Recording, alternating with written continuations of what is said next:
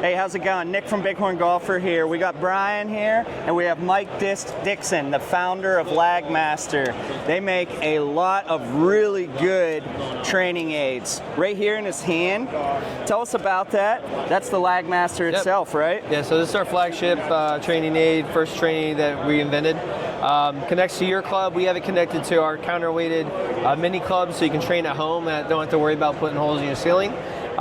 Basically what happens is it's telescopic, so it can adjust for different players' wingspans. Okay. But yeah, the goal is to try to create an on-plane swing that is seeked. So everybody basically gets up, we're over the top, we're coming too shallow, too flat, too steep. So this gives us an awareness of where your hands are. You mean this will actually put people in the slot? 100%. You got it, but you got, so in my opinion, you have to load it to be able to deliver it. Yeah. Right? So most people, when they go into their backswing, they're not getting into a good position in the backswing, and the downswing, we try to figure out how to get there. Okay. And the overall goal is to make the little white ball go where we want it to. And farther. Correct. And I always tell people, I'm in the business of long and straight. Okay, not short and straight. If I was in short and straight, I'd be out of business. That's right. So I think the one thing that I always did, again, like if you look at the grip here, we actually created like a custom design on the grip, because if I put my thumb down the center, it's the worst place to put your thumb on a golf club. So we actually have like these little indentation lines to get my thumb here, or if I'm lefty, there. So every product that LagMaster actually owns and builds is lefty-righty compatible. So essentially, that's multiple training aids built into one. Yes. So I got my club face. Again, we got a little club face, so I'm understanding if I'm coming in down into impact, I don't want my club face to be open here. I want my club face to come in and be square. So I'm really big, as a top 100 teacher, I want to train your hands. And again, like, so when we go on the golf course, it's repeatable, it's autopilot.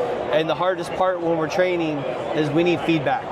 If I'm going through and just whacking golf balls, I'm not getting any feedback of what I'm doing to change what the ball does. Yeah. So that's what the LagMaster really does, is giving me feedback on whether or not if I go up too high with my arms, right? So if I go up here too high, too flat, it's gonna touch my bicep. Yep. But I kind of want to go right to about where it's touching the tip of my shoulder.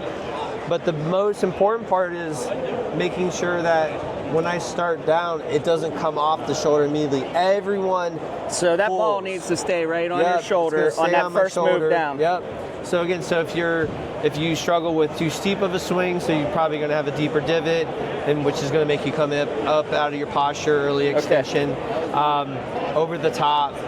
I've watched it fix low point, reverse pivot. It's pretty amazing.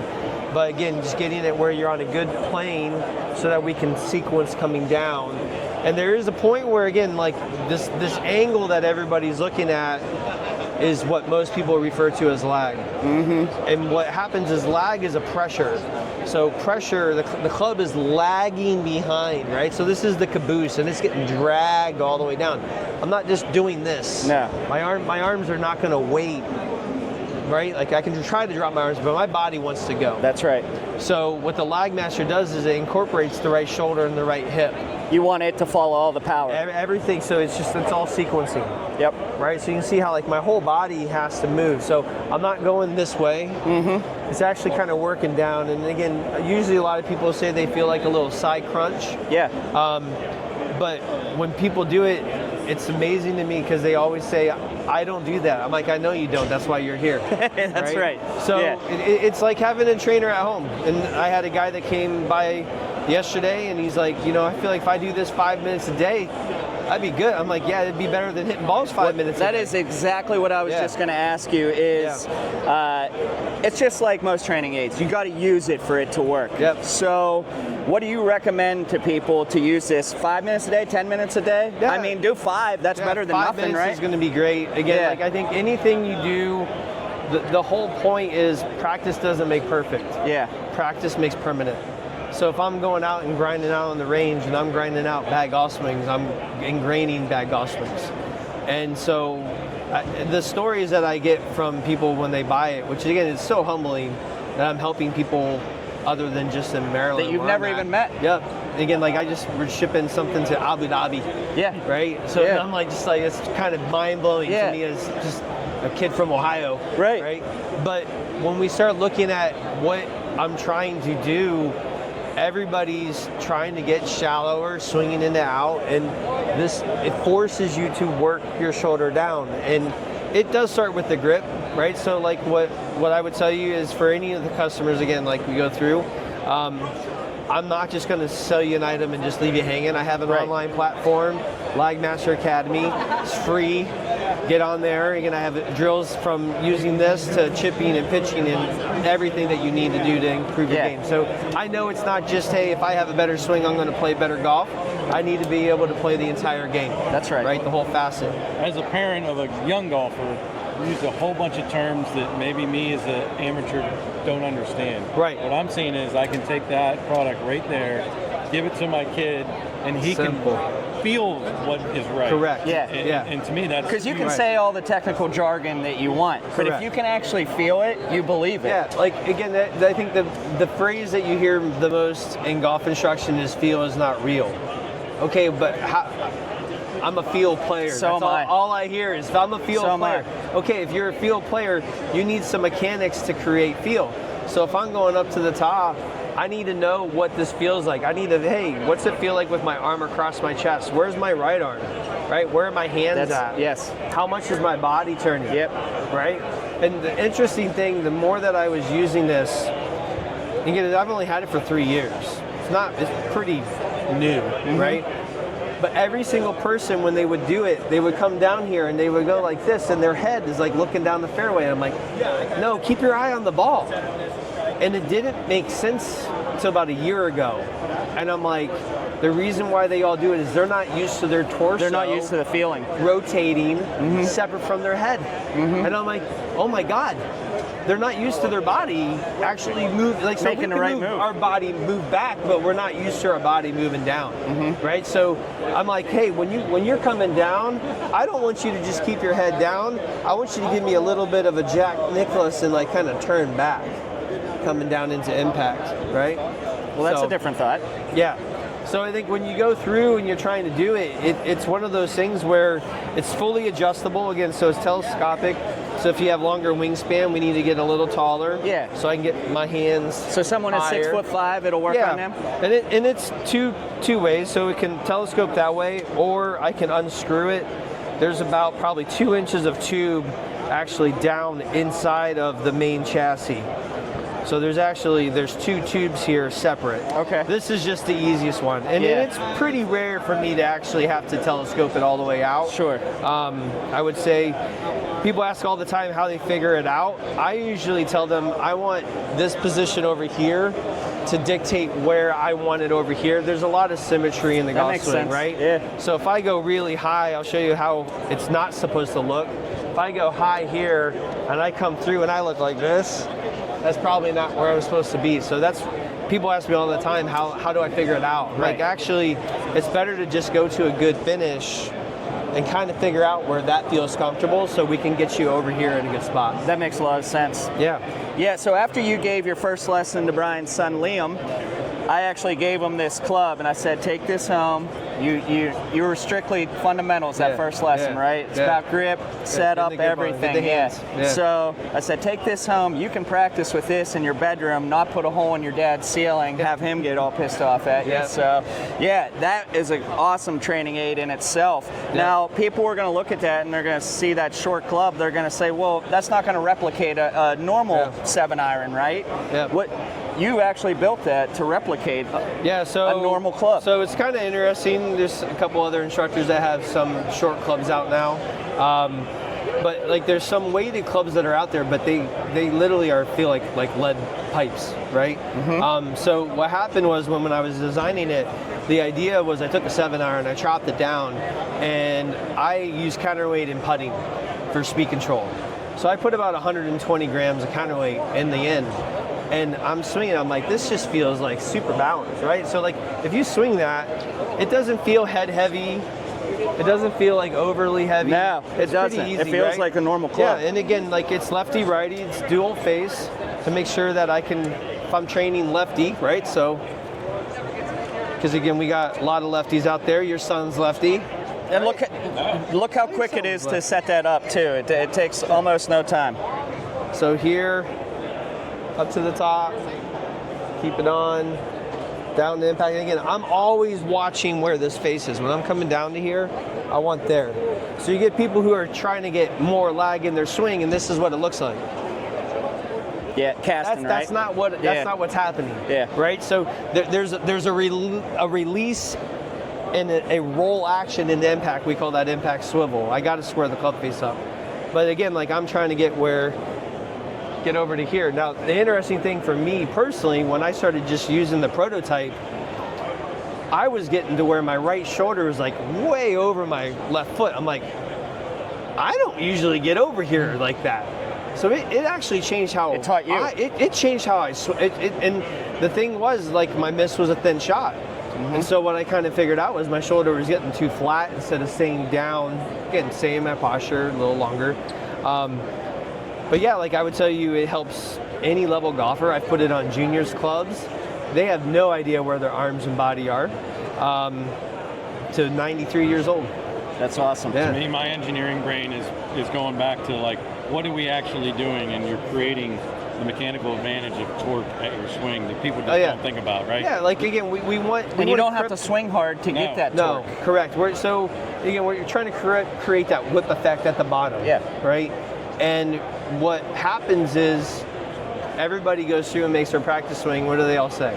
Practice swing is totally different than the real swing. And I'm like, well, usually your practice swing, you're going to a different place than in your real swing. Your practice swing, we're going to here. Yep. Right?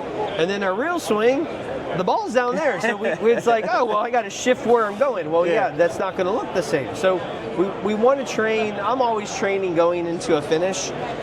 Again, like I'll go through and do drills with people where it's just one arm, right? So if I'm just going to go one arm up to the top, coming down, get into extension, right? Maybe it's just the left arm, but I'm not going to pull with my left arm, right? But that's what everybody's doing is they're going like this, but I have to go like Keep this. that on there, turn, rotate, then release. So like my left hip, my left shoulder. Yeah. My left shoulder is pulling my left arm, which is pulling my left hand, which is pulling the shaft, right? So that's what we call a swinging action, or you can have a hitting action. A hitting action is more of a driving action, and that's a pushing of my trail shoulder. Okay. So again, we start going through, we start to understand how our body wants to move, the sequence, the plane, right? So you got those big pipe things, and we talk about our pop-up plane a little bit, but you know, in my mind, if I got this, I'm training my plane, I'm training my sequence, I'm training my pivot. Yeah.